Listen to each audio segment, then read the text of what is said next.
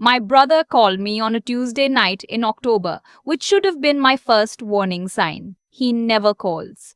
We text maybe twice a year. Birthday, Christmas, sometimes not even that. So when his name lit up my phone at 9 p.m., I actually checked twice to make sure I was reading it right. Hey, he said. Like we talked every week, like nothing was weird about it. Hey, I said back, waiting. Mom and Dad really want you home for Thanksgiving. Like, really want you home. Mom's been talking about it since August. I was sitting at my kitchen table in Seattle with a half eaten bowl of pasta in front of me and a work report open on my laptop. I'd been living here for 3 years. 3 years of building something, a real apartment, a real job, a real life, and the sound of my brother's voice on the phone made all of it feel suddenly fragile, like he'd called to remind me it wasn't really mine. I'll think about it, I said. She's been crying about it, he said. You know how she gets? I knew how she got. I booked the flight 2 days later. Round trip Seattle to Cincinnati, $412 that I put on my Chase Sapphire card because I was trying to collect points. The flight was 5 hours with a layover in Denver. I told myself it would be fine. I told myself things were different now. I was 31 years old and I had a salary and a savings account and an apartment lease in my own name, and I had built enough distance, literal geographic distance, that surely things would be different this time. I want to tell you, I actually believe that. I landed in Cincinnati on the Wednesday before Thanksgiving. My dad picked me up from the airport, which surprised me because usually my mom was the one who came. He barely said anything on the drive. Just traffic commentary, a few words about construction on I-75, something about the Bengals. I filled in the silence the way I always had. Asking questions, laughing at things that weren't that funny. Working hard to make the air in the car feel normal. We pulled into the driveway of the house I grew up in, and my mom opened the front door before we even got out of the car. She was smiling, the big smile she saves for when she wants something. You look tired, she said, hugging me. Was it a long flight? 5 hours, I said. Well. She pulled back and looked at me. You're home now.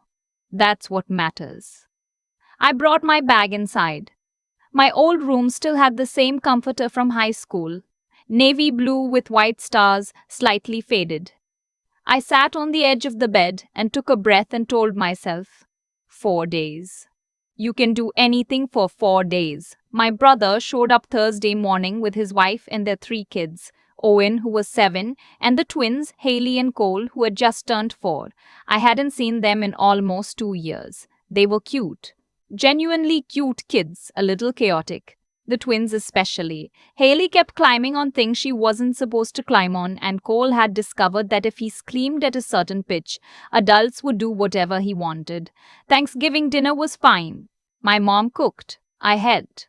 My sister-in-law brought a pie that nobody really touched, because my mom made a point of saying she'd made 2 pies from scratch. My dad said grace. My brother made his usual jokes. I sat at the table and ate turkey and told myself this was okay, this was family, this was normal. It was Friday morning when everything changed. I came downstairs around 8, still in my pajamas, hoping for coffee and maybe some quiet before the kids woke up. My mom was already in the kitchen. My dad was at the table with his reading glasses on, which he only wears when he's pretending to read something while he's actually waiting to talk to you. Morning, I said, going straight for the coffee maker. My mom turned around. She was holding a dish towel and she had the look. I can't fully explain the look if you didn't grow up with it, but it's a particular arrangement of her face that means she's already decided something and she's waiting to see if you're going to make it difficult. So, she said, your father and I were thinking about going to that resort in Gatlinburg this weekend. The one your aunt recommended. Just a few days, get some rest. I poured my coffee. That sounds nice. We'd leave tomorrow morning. Okay, and we figured since you're here you could watch the kids. I put the coffee pot down. I turned around. My brother had appeared in the doorway of the kitchen, leaning against the frame with his arms crossed, and he was nodding slowly like this was all completely reasonable and already settled. All 5 days, my mom continued, through Tuesday. That way Owen doesn't miss school when they get back. His school starts back Wednesday. I stood there with my coffee cup in my hand and I did the math. It was Friday. They wanted to leave Saturday and come back Tuesday. That was 4 days.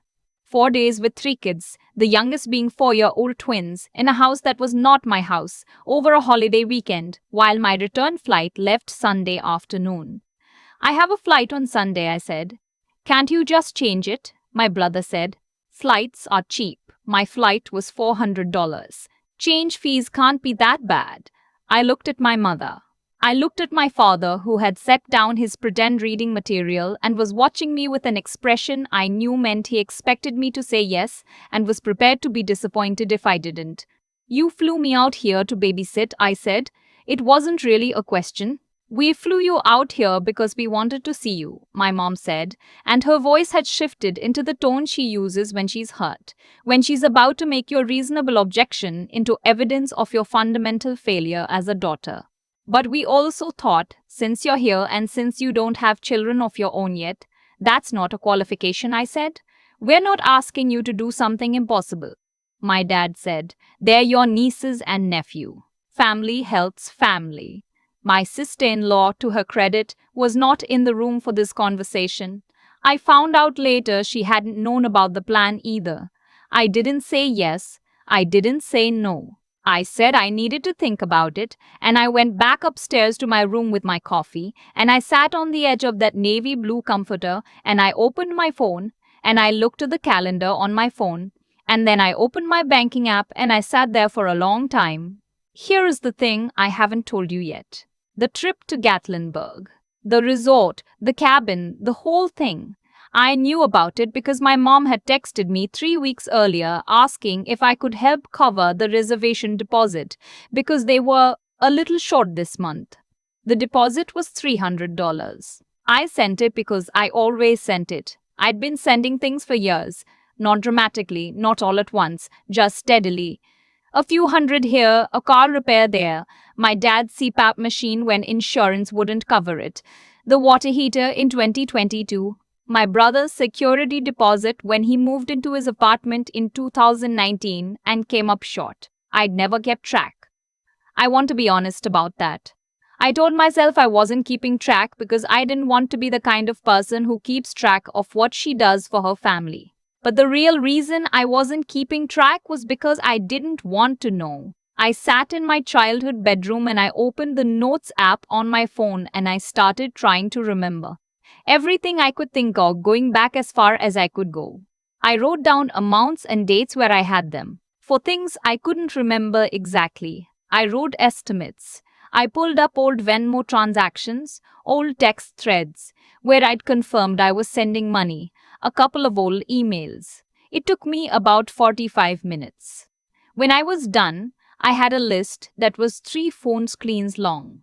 The number at the bottom made me put my phone face down on the bed and stare at the ceiling. $43,000, give or take. Over about 8 years, starting when I got my first real job at 23 and my mom had called within the month to say they were behind on the mortgage. $43,000. I was not a wealthy person. I made decent money. I was a project manager at a logistics company. I made $78,000 a year. I had a 401k and a small emergency fund, and I was working on paying off my student loans. $43,000 was more than half my annual salary. $43,000 was what I'd been planning to save for a down payment on my own home, someday, maybe, if I could ever get there. I went back downstairs. My parents were still in the kitchen. My brother had disappeared somewhere. I set my phone on the kitchen table and I sat down. I need to talk to you about something, I said. My mom sat down across from me. My dad stayed standing, which is what he does when he's preparing to be the authority in a conversation. I made a list, I said. I turned my phone around so they could see the Notes app. Of everything I've sent you over the past 8 years, that I can remember and can verify. It comes to about $43,000. My mom looked at the phone. She didn't pick it up. That's not, she started. I'm not done, I said, and I said it quietly, which is not how I usually handle these conversations. Usually I get louder when I get upset. But I was so far past upset that I'd come out the other side into something that felt almost calm. I sent that money because I wanted to help. I wasn't expecting to be paid back, but I need you to understand what that number means because I don't think you do. My dad crossed his arms. You're acting like we forced you. You didn't force me, I said. You called me. You texted me. You said you were short or behind or something came up, and I helped because you're my parents. But I flew out here because you asked me to, and I spent $400 on that flight. And now I'm being told the plan was always for me to watch the kids while you go on a vacation that I paid the deposit for. The kitchen was very quiet. My mom's eyes were doing the thing where she was deciding whether to cry. My dad's jaw was tight. You could have said no, my dad said. Any time. You could have said no. You're right, I said. I should have. I'm saying it now. My brother appeared in the doorway. I don't know how long he'd been standing there. His face was strange. Not angry. Something more complicated than angry. I didn't know about the money, he said. To me, not to them. I didn't know how much. I know you didn't, I said. What happened next was not a calm conversation. My dad got loud.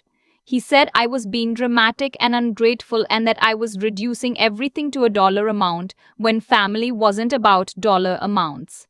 My mom started crying, which made my dad get louder, and for about 10 minutes it was the version of my family that I had spent 3 years in Seattle trying to get far enough away from that I could breathe.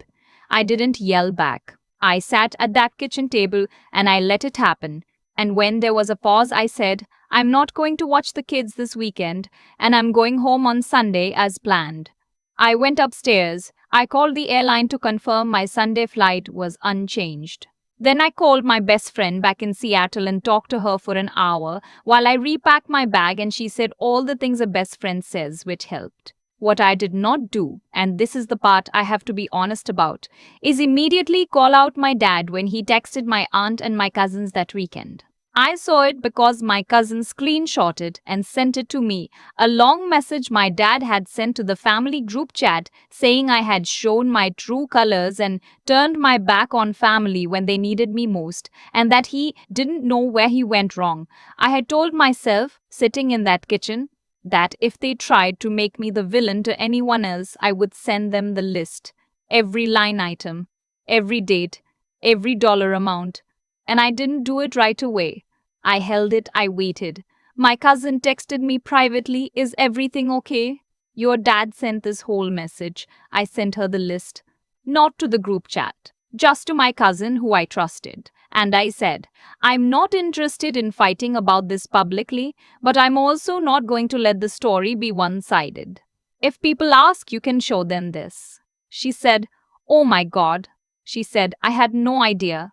And then she said, do you want me to say something in the group chat? I said yes. My cousin, and I love her for this, posted in the family group chat. Not the full list, but enough. She said that she'd spoken to me, that there was important context people weren't hearing, and that she thought everyone should probably reach out to me directly before drawing conclusions. My dad responded defensively. 2 months went quiet. My uncle, my dad's brother, texted me privately and said, I didn't know, I'm sorry. A week after I got home, my mom called me. She didn't call to yell. She called on a Sunday afternoon, and when I picked up, she was quiet for a second, and then she said, I've been thinking. I waited. I didn't realize, she said. I mean, I knew we'd asked you for help sometimes. I didn't let myself add it up. I know, I said. Your father isn't ready to. She stopped. He's not there yet. But I am. I'm sorry, sweetheart. I'm really sorry. We talked for an hour. It wasn't the fixing of everything. I want to be clear about that, because I don't want to tell you a story where one phone call cleans up 8 years. But it was the beginning of something real. My mom admitted things she'd never admitted. She said she thought of my financial help as just the way things worked, that she'd never let herself think of it as something that had a cost for me, something that came from somewhere.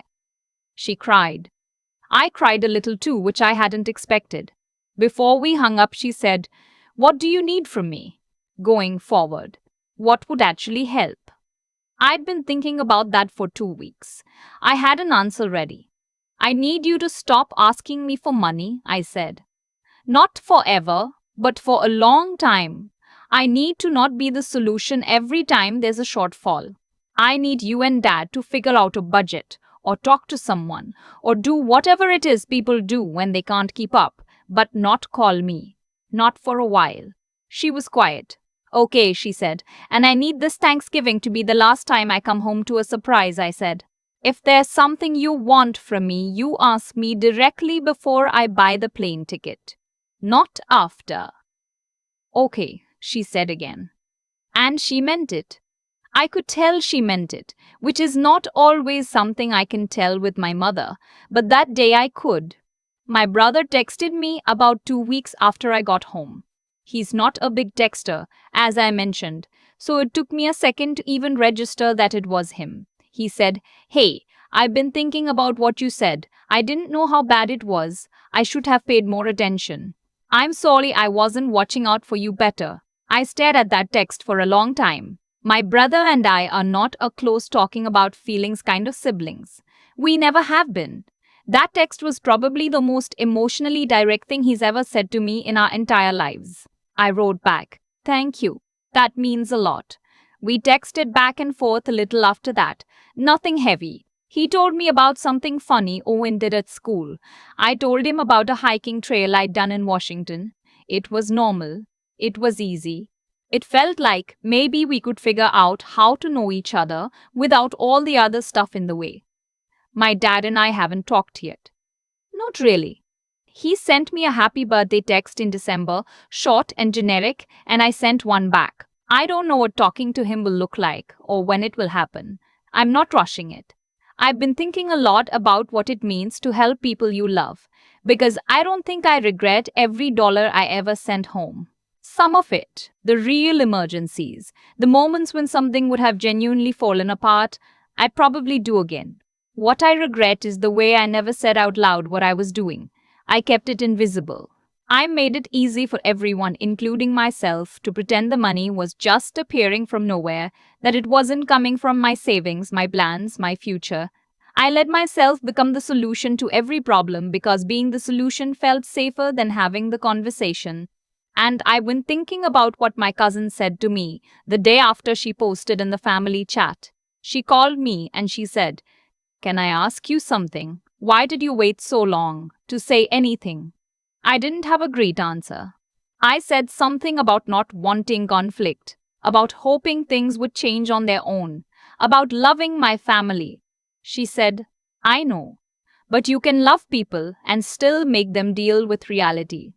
I've been thinking about that ever since. I'm going home for Christmas. My mom asked me, and I said yes, and I told her I was coming for 3 days and I was staying at the Marriott downtown, and that I would love to have dinner together on Christmas Eve and Christmas Day, but I needed my own space. She said she understood. I booked the hotel before I bought the plane ticket. It's a small thing. But it felt, the moment I hit confirm on that reservation, like something I should have figured out how to do a long time ago. I've been sitting with this story for a few months now, trying to figure out what the honest version of the lesson is. Because I don't think it's as simple as set boundaries sooner or know your worth. Those phrases feel true when you read them on a screen, but they don't account for what it actually feels like to grow up being the one who fixes things. When you've been the responsible one since you were old enough to have a bank account, helping doesn't feel like a choice. It feels like gravity. You don't decide to fall, you just do. What I've come to understand is that there's a difference between being generous and being invisible. For 8 years, I thought I was being generous. I was sending money home, covering shortfalls, answering the calls. What I was actually doing was making myself invisible. As a person with my own limits, my own plans, my own future that those dollars were quietly being pulled away from. And I kept myself invisible on purpose, because as long as I didn't say the number out loud, I didn't have to deal with what the number meant. That's the part I had to be honest about. Not what my parents did. What I did. I made it easy for the dynamic to continue because I never made it uncomfortable. Every time I sent money without a conversation, I was teaching everyone around me, including myself, that this was just how things worked. That I was a resource, not a person with a boundary. You can't be angry at people for using a door you left wide open and never mentioned you'd prefer they knock. That's not me excusing what happened in that kitchen. My dad getting loud, my mom crying on cue, my brother standing there like the plan was perfectly normal. None of that was okay. But I've spent enough time being angry about their behavior that I almost missed the more useful question, which was, what was my part in building the conditions that made that morning possible? The answer was uncomfortable. My part was silence. My part was sending money and pretending I wasn't keeping a quiet, growing resentment underneath the generosity. My part was flying to Cincinnati on a hope instead of a conversation. What changed things, what actually changed things, was in the spreadsheet. Though the spreadsheet mattered. What changed things was that I finally said out loud what had been true for years. That's the thing about honesty. It doesn't just change how other people see you, it changes how you see yourself. The moment I sat down at that kitchen table and said 40 please $30, I stopped being the person who absorbed everything quietly and started being the person who knew what she was worth. Garrett's text, the one he sent 2 weeks later, the most vulnerable thing he's probably ever written. That happened because I stopped protecting everyone from the truth. Suzanne's phone call happened because I stopped making it easy to not think about it.